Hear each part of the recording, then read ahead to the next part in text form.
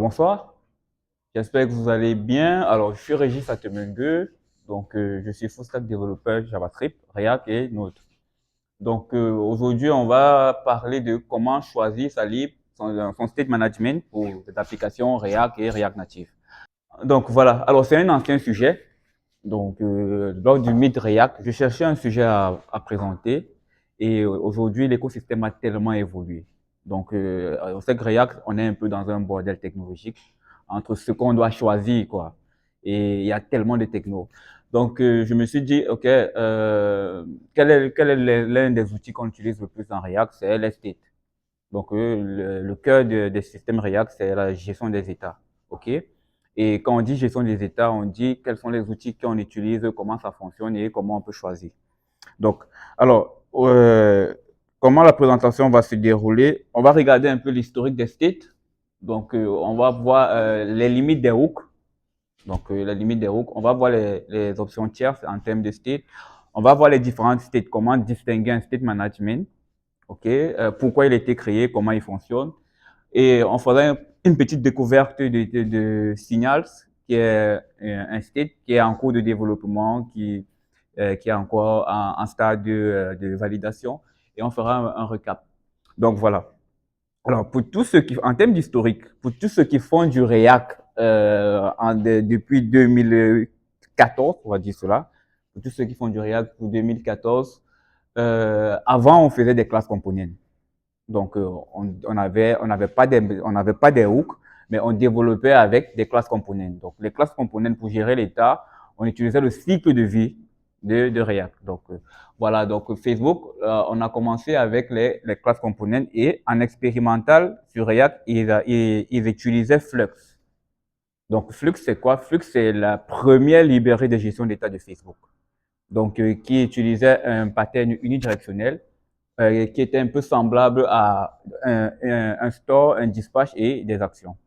Donc, Flux fonctionnait très bien, donc, mais Flux était lourd. Flux était lourd. Donc, en 2015, donc, Dan Abramov, euh, il copie Flux et il essaye d'avoir Redux, qui est un système de gestionnaire d'état, basé sur le modèle de Flux et qui fonctionne très bien. Donc, lorsqu'il développe Redux, en même temps, en 2015, les stateless fonctionnels, les stateless function components apparaissent et ça match bien.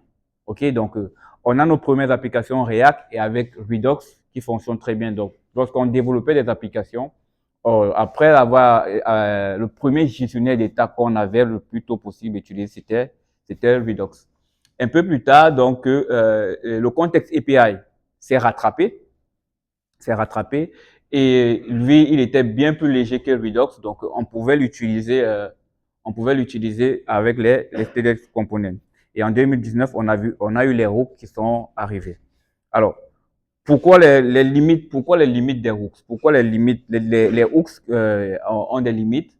Donc, il y en a des hooks comme le use state, le use reducer, le use context, qui sont des états, qui arrivent à supporter des états, mais ils ont des limites. Alors, les premières limites, c'est quoi? Le use state, vu que bien évidemment, il pouvait gérer un état, mais c'était impossible de le protéger. Donc, on pouvait rapidement le modifier et il était seulement à l'intérieur du composant qui le déclarait. Donc, ça, c'est la première limite de ce hook-ci.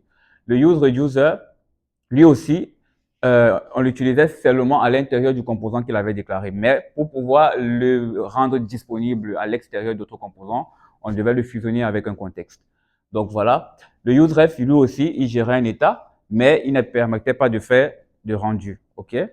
Et à côté de cela, il y avait le use context qui était plutôt bien en termes de gestionnaire d'état, mais il avait deux principaux inconvénients. Le premier inconvénient, c'est que lorsque les données changent fréquemment, il fait le rendu total. Donc, c'est pour ça que on adoptait un use context splitting. Donc, on avait plusieurs contextes dans cette application-là pour éliminer les rendus. Et il ne proposait pas de rendu granulaire. Donc, si on partait sur une approche globale, le rendu n'était pas granulaire. Et tous ces hooks-ci sont seulement accessibles sur React. Donc, si on a un état qu'on veut modifier, par exemple, avec un autre fichier, peut-être utile.js, à l'extérieur de l'application, on n'arrive pas à avoir l'état parce qu'il est dans React. Donc, ça, ce sont les premières limites. Ça, ce sont les limites. Donc, ils ont donc décidé d'avoir gestionnaires d'état qu'on utilise chaque jour. Alors donc, pourquoi ces gestionnaires d'état-là? La première chose, c'est les performances. On va voir trois, il y en a énormément d'avantages, mais la première chose, c'est les performances. Les performances au niveau de l'optimisation du rendu. Aujourd'hui, quand on a un bon gestionnaire d'état, le rendu est optimisé, on peut avoir du caching avec ce qui est moderne aujourd'hui avec les gestionnaires d'état remote. La deuxième chose, c'est que si on prend un gestionnaire d'état qui n'est pas dans React, par exemple, si on prend un gestionnaire d'état qu'on déclare à l'extérieur de React, on peut récupérer ces données pour pouvoir les modifier. Et la troisième chose, c'est l'expérience du développeur. S'ils sont bien développés, c'est fun de l'utiliser. Et avec des bons outils de debug, on est capable de voir comment l'état change. Donc voilà. Alors, quelques librairies tierces donc. Alors, comment on catégorise les états? Il y en a énormément, mais c'est important, lorsqu'on veut faire un choix, il faut voir comment on les catégorise. OK? Donc, les premiers gestionnaires d'état qu'on a eu, on a des gestionnaires d'état qui ont un fonctionnement unidirectionnel. Unidirectionnel, ça veut dire que l'état est déclaré soit à l'intérieur, soit à l'extérieur, et on se connecte à lui. Pour le modifier, on peut créer une API pour le modifier. Donc, après, il y a eu des gestionnaires d'état qui fonctionnent de façon atomique. Donc, de façon atomique, on a juste un petit gestionnaire, un petit état, et on va créer plusieurs atomes. On va les recoller ensemble pour avoir un état global. OK? Après, il y a des gestionnaires d'état proxy. Donc, le proxy, c'est si on a des données qu'on veut manipuler, on va faire un wrapper qui va récupérer l'état et c'est le wrapper qui va modifier pour pouvoir suivre, observer l'état. Après cela, on a eu les remote, les gestionnaires d'état en remote qu'on utilise chaque jour avec Thumbstack, Apollo, RTK et les gestionnaires d'état en state machine. Donc, ce sont les cinq catégories qu'on a. Okay? Et chaque catégorie a une particularité au niveau de son fonctionnement. Donc, on va regarder les états unidirectionnels.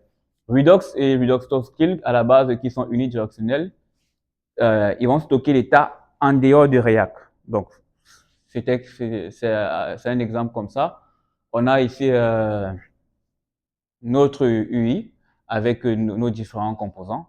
OK? Et là, on a le store qui est à l'extérieur. Donc, lorsque le store est à l'extérieur, tout ce qu'on a à faire, c'est se brancher, le composant se brancher. Donc, c'est unidirectionnel. Pour pouvoir modifier, on met l'action là. Et là, c'est intéressant. Donc, ça, c'est unidirectionnel. OK? Donc, alors, Redux ici, il priorise l'approche top button.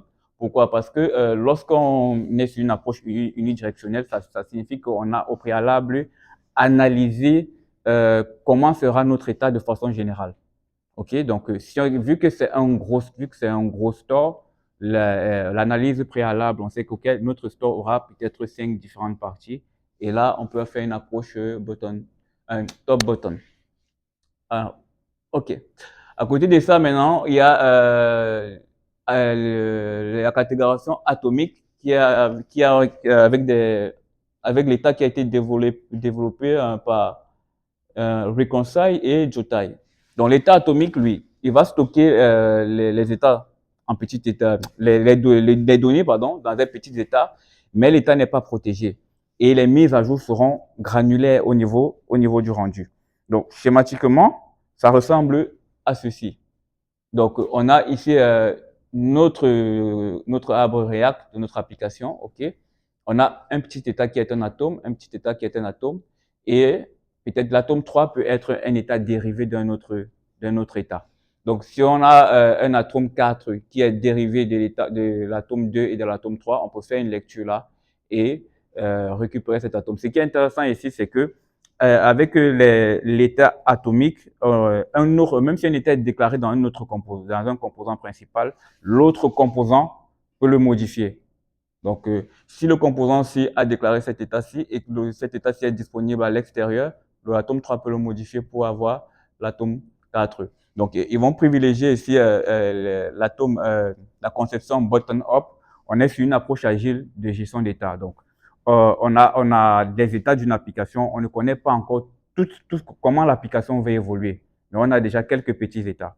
Donc, on va déclarer les états atomiques pour constituer un état global. Donc, sur ce schéma 6, j'ai juste pris un exemple. Si on est sur une interface où les rendus doivent changer en fonction de façon granulaire, l'état atomique est bien. Donc, on va dire par exemple, la variable qui surveille le CPU, c'est un atome. La variable qui surveille la mémoire, c'est un atome. La variable qui surveille les requêtes, c'est un atome. Donc, les valeurs du CPU peuvent changer et le rendu atomique se fait seulement sur cette ici. Même chose ici, même chose là. Donc, chaque petite partie de l'interface aura des rendus granulaires. Donc, ça, c'est la partie atomique. Et Jotai est un excellent gestionnaire d'état pour pouvoir faire ces rendus granulaires-là. Donc, maintenant, on a la famille des états des proxys. Donc, en état de proxy, il y a MobX et Valtio qui ont été développés. Alors, l'idée était de toujours avoir des petits états, mais de les envelopper dans un objet proxy qui va suivre la modification de cet état-là.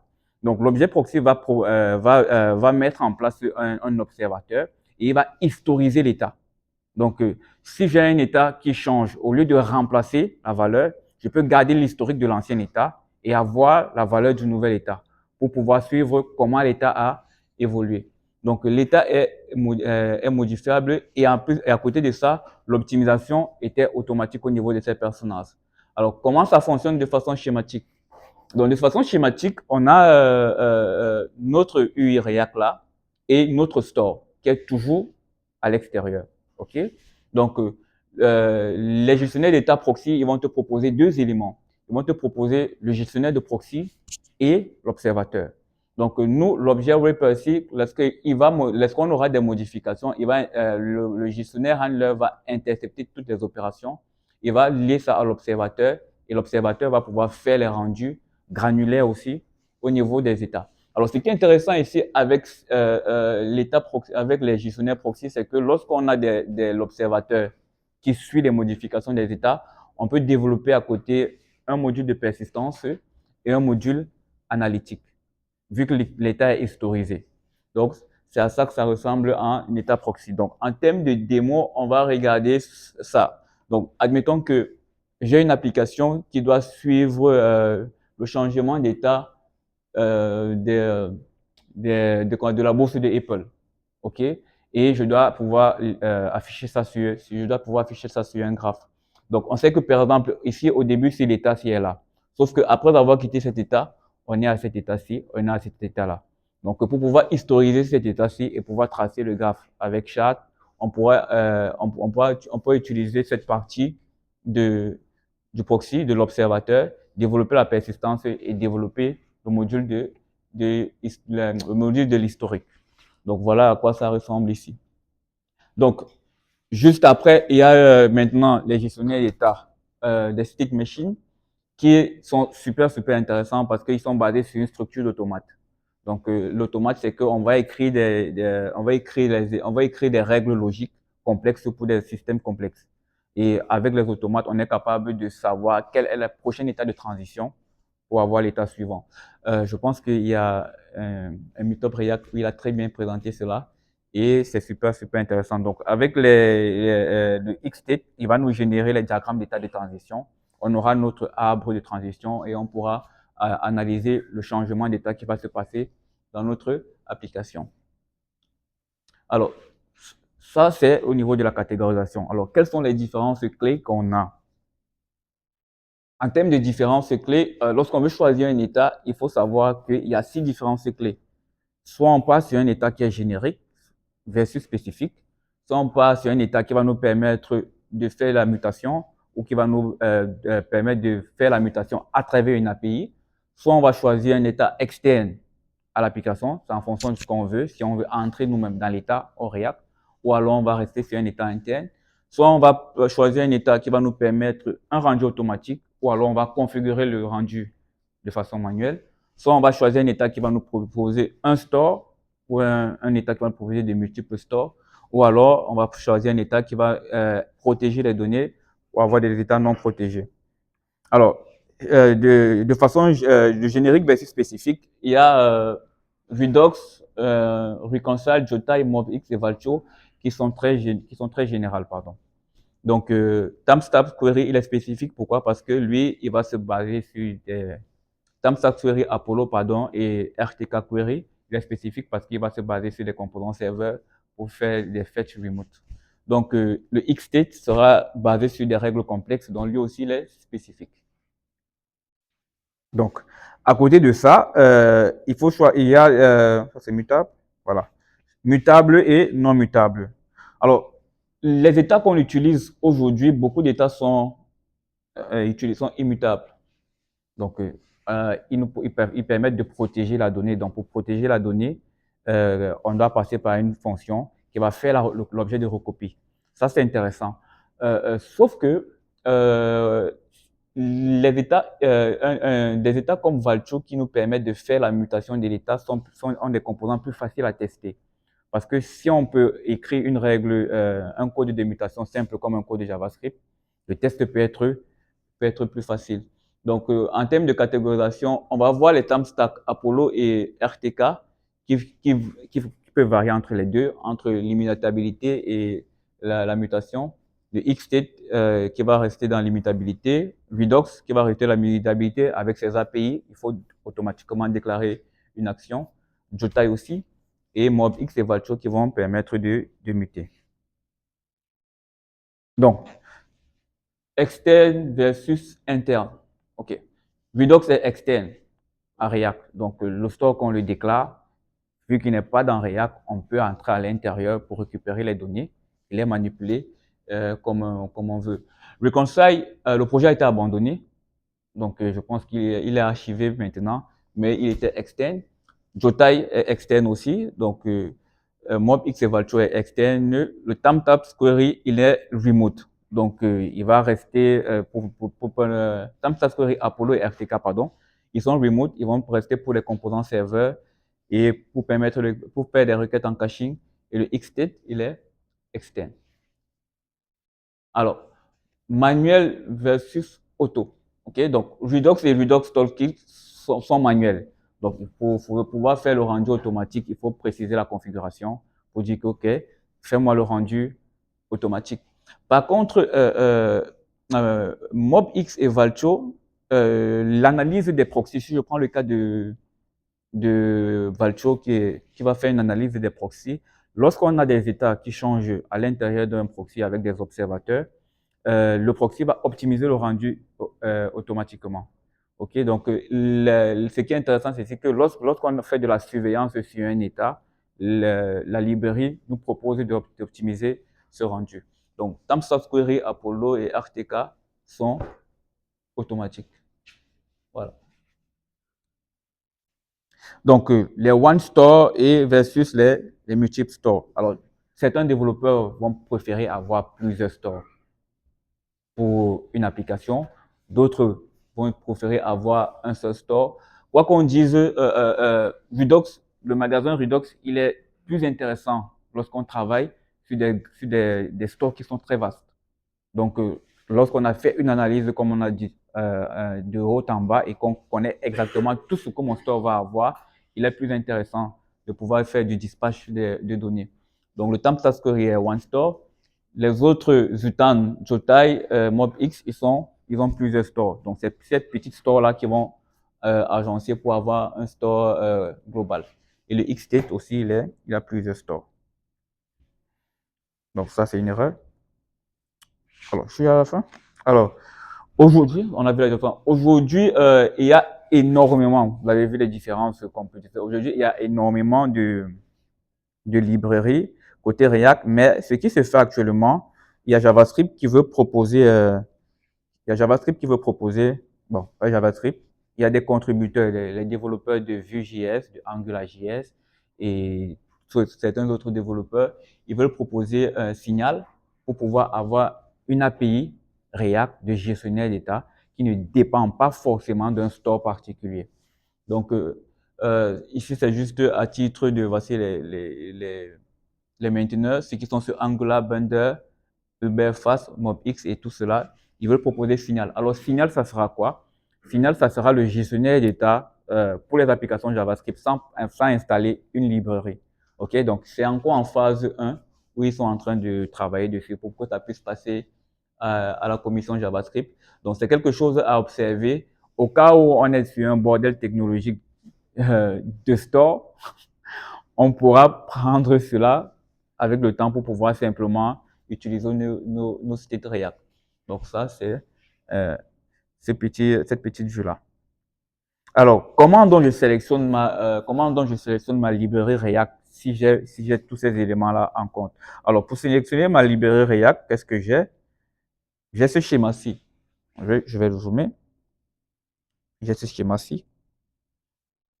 Donc, j'ai ce schéma-ci. Je vais me demander des données que j'ai. Est-ce que ce sont des données clients ou ce sont des données serveurs? OK? Si ce sont des données clients, si ce sont des données clients, ça veut dire que ça sera utilisé par plusieurs composants. OK? Je vais me poser la question. Alors, si c'est utilisé par plusieurs composants, est-ce que c'est partagé? Si c'est pas partagé, je vais venir là. Je vais regarder, OK, c'est pas un état qui est tellement partagé. Je vais choisir si je prends des hooks simples ou avec des tools. Donc, les hooks simples, je vais regarder le useState, le uReducer. Je peux voir si j'utilise un local storage pour sauvegarder. Alors, si c'est partagé, je regarde, OK, quelle est la structure que j'adopte dans mon projet. Est-ce que je veux un store qui est unidirectionnel? Est-ce que je veux un store qui est atomique? Est-ce que je veux un store qui est une state machine? Est-ce que je veux un store qui est proxy? Tout cela va toujours dépendre de la nature du projet. OK, donc si c'est de données serveur, si je prends par nom ici, je vais revenir à cette question-ci. Est-ce que ça est utilisé par plusieurs routes? Donc là, on a deux choses. Soit c'est un root state, soit c'est un remote state. OK? Si c'est un remote state, on sait que React Router Loader et le Timestack Router Loader, ceux-ci, ils font du travail là au niveau de la sauvegarde de l'état. Si c'est un remote state, on va rester avec notre fabuleux Timestack qui est très utilisé aujourd'hui à 80%, soit SWR, soit RTK Query, soit Apollo. Donc voilà. Maintenant, le choix, on va noter aussi que le choix d'un site peut être aujourd'hui influencé par l'outil IA qu'on a aujourd'hui. L'IA qu'on a aujourd'hui génère beaucoup de composants. Donc, ils sont très bien faits sur React. Ils sont très bien faits sur React. Et on peut lui dire, OK, fais-nous un gestionnaire d'état. OK? S'il nous prend un gestionnaire d'état qui est complexe à tester, il sera difficile à mooker. Il sera difficile à mooker. Donc, on peut par exemple choisir un gestionnaire d'état qui est plus simple à mooker pour faciliter les tests au niveau d'intégration, au niveau test unitaire. Donc, voilà. D'accord? Alors, la présentation ne fait pas longue. Donc, on va donc passer aux questions et merci de votre écoute.